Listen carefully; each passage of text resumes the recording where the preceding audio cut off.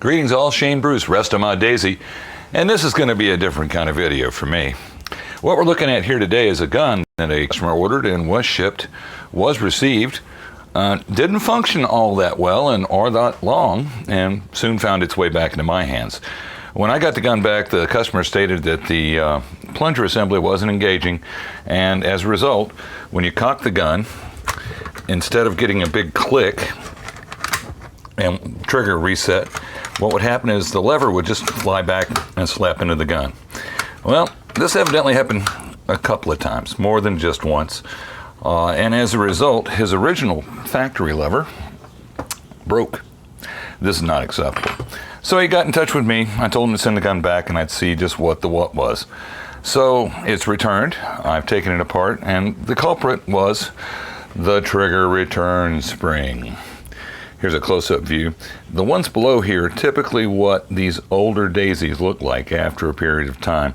It's a very small spring, not a very strong spring, and its only job in life is to back out a bit, and I'll show them, is to engage in this spur on the hammer, and then it's pushed by a hole in the buttstock, and that way your trigger spring actually gets its juice to work.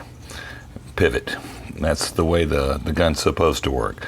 Well, what had happened in his case is the spring had slipped out of battery, so it wasn't pushing the trigger forward anymore. So every time he cocked his gun, let me get this one unloaded. Every time he cocked his gun, instead of being able to easily return it to battery, it would, under spring tension, slap back.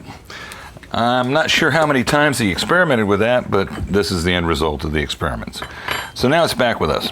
What have we done about that? Well, I looked at it pretty hard and steady, because I have looked at trigger return springs before that were in considerably worse shape than these, and have experimented with other springs that are slightly larger and slightly stronger, because the daisy trigger to my taste is just a bit light. This is an example of a set that I picked up. I've used them on a couple of occasions, and we used them to effect a repair on this gun.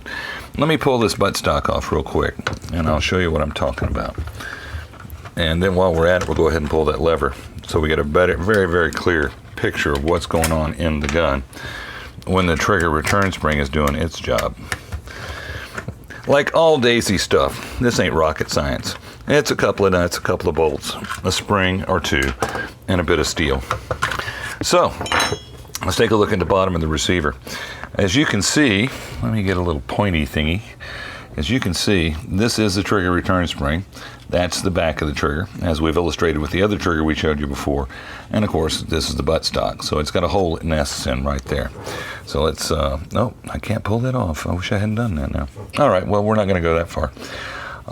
So now the trigger return spring is doing what it's supposed to do, which is push the trigger back when the spring pressure is applied. As a result of doing this mod, I put the gun back together, and I've fired about 300 rounds through it so far. I am determined to shoot 500 rounds through the gun without malfunction before I send it back to the customer. And he's anxiously waiting for the return of his resto mod.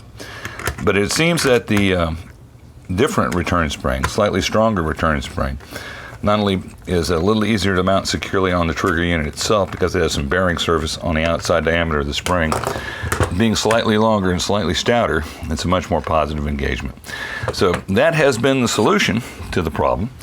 And once again, the problem was caused by the trigger failing to get pushed firmly enough forward so that the engagement sear, the sear part, would engage the plate at the bottom of the plunger assembly. So basically what he was doing, he was running it back here. The trigger was just staying where it's at, wasn't clicking up to grab it. Staying there, and when he let go of the lever, boom, off it goes. And repeat that cycle, boom, off it goes. And if you do it often enough, this is what you get rewarded with. A busted low pivot lever.